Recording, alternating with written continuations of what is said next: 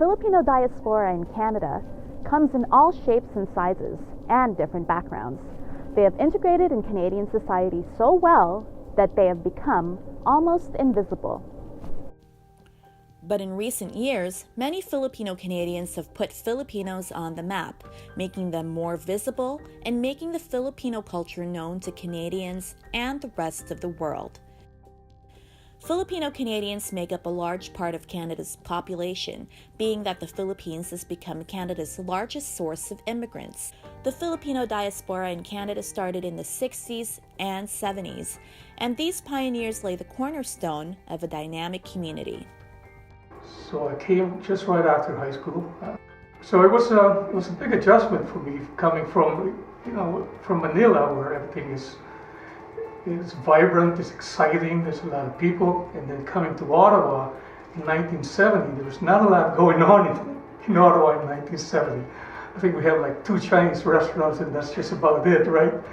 But one thing that really helped me adjust, because it was a bit of an adjustment. I met a group of Filipinos.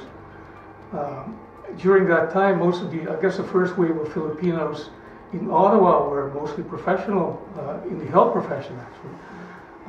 They're doctors, nurses, pharmacists, technologists. These pioneers, like Drs. Alfredo and Ruby Formoso, have opened the gate to thousands of Filipinos and have paved the way for future generations who would call Canada home.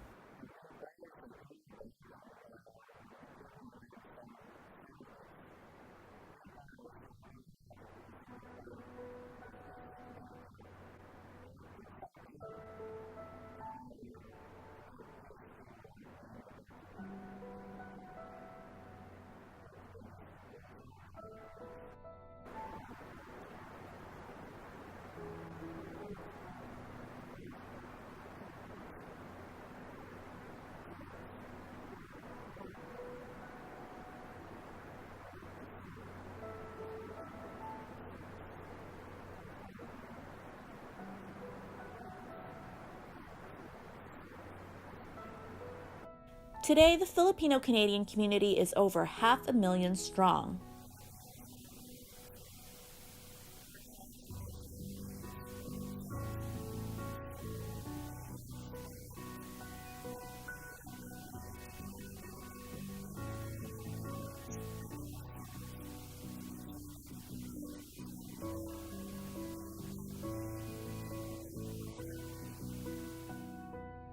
I'm proud to be part of the two cultures because they represent some of the best qualities about humanity, right? Like being Canadian is all about being so accepting of everyone else. Despite your differences, despite your flaws, you're able to come together and work as one for a better future. And as for being Filipino, we are such a hardworking people, and we're so proud, and we are very family-centric, and it's always loving and accepting. The similar values and traits of family, faith, and community are some of the reasons why Filipinos have assimilated and adapted so well into Canadian society. Particularly, I believe that being Filipino and being Canadian brings together a sense of integrity and independence with faith and family. One advantage of being Filipino is that we integrate really well, right? You put us in any country and we'll mix in and we'll thrive and we'll integrate. So that's a positive and it's a negative also, because the more you integrate, the more you, in a way, you sort of disappear. A lot of Filipinos who grow up in Canada struggle with the challenge of keeping their identity, connecting with their roots, and being a visible minority. Speaking as an immigrant and, growing up as an immigrant in Canada, I think one of the things that people like me and people in, second generation, third generation will experience is sort of trying to find a balance between keeping your own culture while also sort of being a part of this Canadian landscape. I think that's sort of the challenge that we're facing, just trying to keep your identity while also, being a part of this country.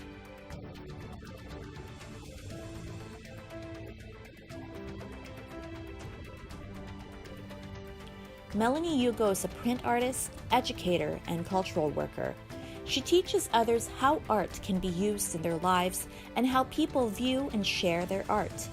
A lot of her recent print work has been exploring her roots as a Filipina, the origins of her last name, where her parents are from, and what kinds of stories they have to share.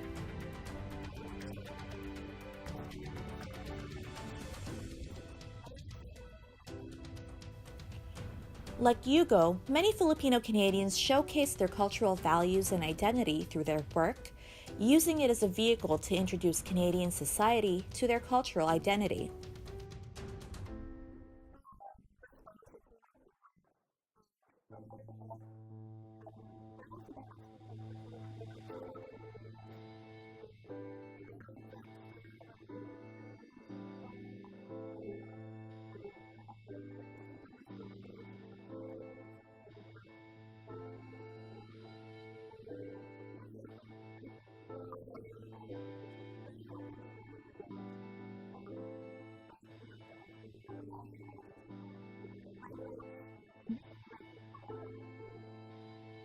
The Filipino food movement is definitely on the rise in Canada, with many restaurants, food trucks, and pop-ups happening across Canada.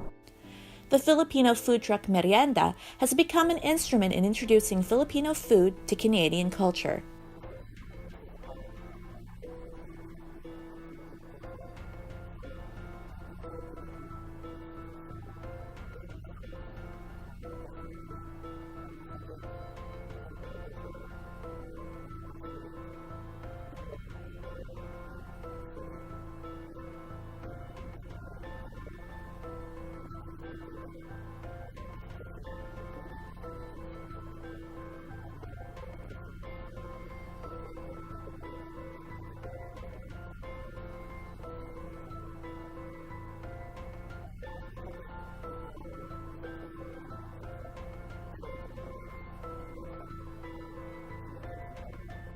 Likewise, Tamis Cafe has a similar goal of infiltrating the Canadian food scene with Filipino dishes.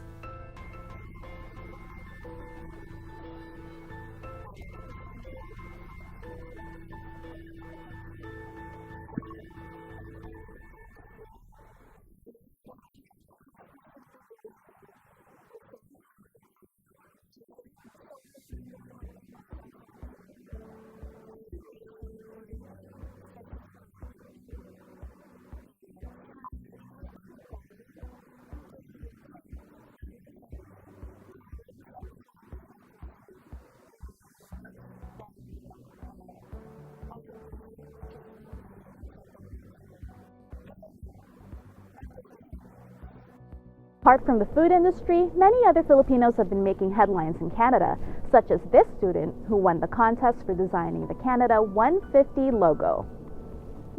And in my second year, I happened to stumble across a contest asking for people to submit designs for the Canada 150 logo, and I won. So it was crazy. I didn't expect to win. I kind of submitted it on a whim, thinking, it would be cool, but, I came to this country, I think it was 15 years ago now exactly, and I could have never expected anything like this to happen, especially as an immigrant, but no, I'm so grateful to have had the opportunity to do it. The 4 diamonds in the middle of her logo represent the 4 provinces that form the Confederation: Ontario, Quebec, Nova Scotia, and New Brunswick, and she connected them by a stem. The 9 provinces that came after are represented in the other diamonds, and she used color to represent diversity. Just thinking about the people of Canada and what it means to be Canadian, and that has to do a lot with diversity and also being one in spite of our differences. So I really wanted to have shapes that were interlocking in order to create this one symbol. In the political arena, Senator Tobias Enverga Jr. is the first and only Canadian senator of Filipino descent. Since being appointed, he has been the voice of Filipinos in the Senate.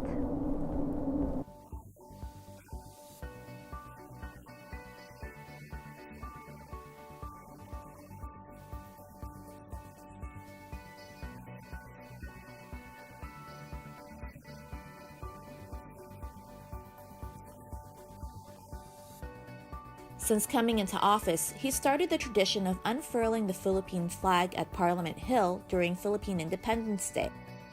As there are many Filipino caregivers in Canada, most recently, Senator Enverga questioned the government representative in the Senate about processing times for permanent residency applications of caregivers.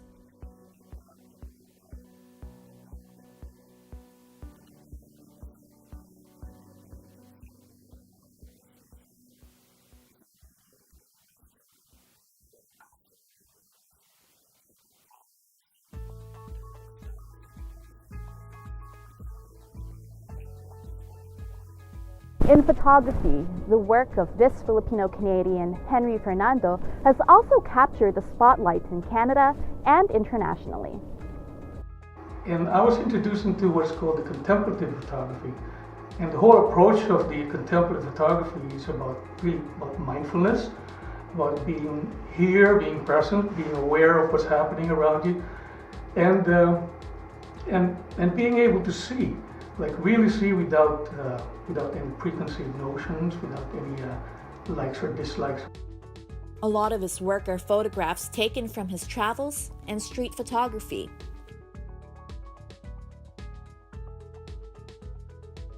His project Portraits and Scars captivated many, as each photo displays the power and strength of the subjects and their stories through their scars. In the business sector, many Filipino Canadians have been making their mark as well, such as Toby Reyes, who founded his Port Living Property Development Company in Vancouver. I believe that our company is a good example of how an immigrant startup can make a difference and is something to aspire to. Port Living's portfolio consists of award-winning developments with current projects in Vancouver, Seattle, and Toronto. One of his goals is to develop a community center for Filipinos in Vancouver. Having the privilege of being in Canada since the late 70s, and particularly in Vancouver, I've really watched the community here grow in many different ways. However, the one thing that I've noticed that hasn't grown is the sense of support that the immigrant population, the Filipino immigrant population, seems to receive to support families who are coming in to start life here all over again. In the healthcare industry, the Filipino-Canadian frontrunners that are often seen are nurses. However, there are also a lot of doctors, medical technicians, and pharmacists, such as this husband and wife duo. The Suelios currently own and manage 2 pharmacies in Ottawa.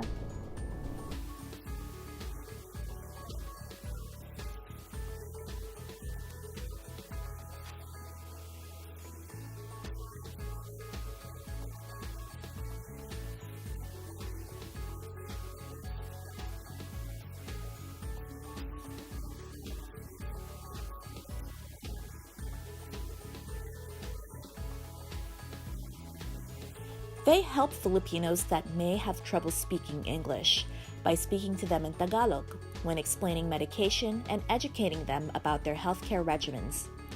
As there are now many second and third generation Filipino Canadians, many have culturally integrated into the mainstream multicultural society in Canada.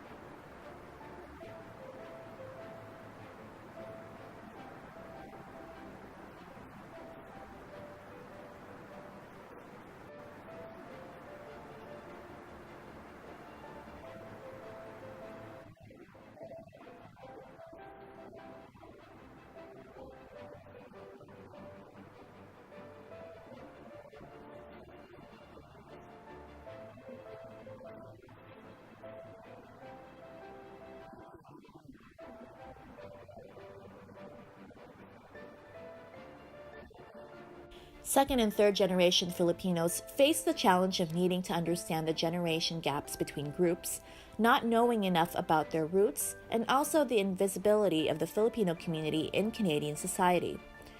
They are forging a new kind of Filipino-Canadian identity of trying to showcase the best of both cultures.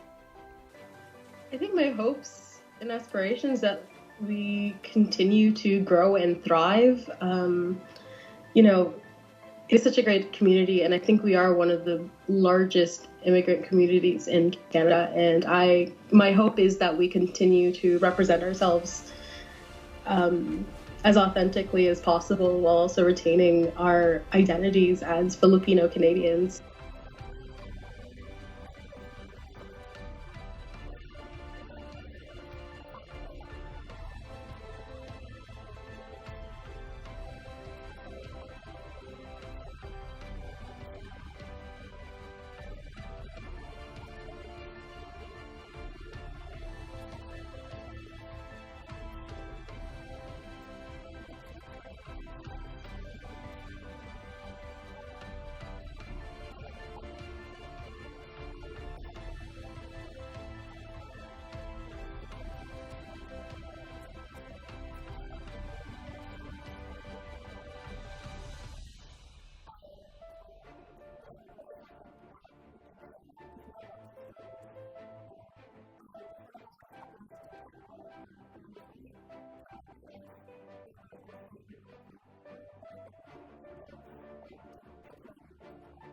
In the multicultural fabric of Canadian society, the Filipino diaspora in Canada continues to find their voice, their identity, and potential to make a change.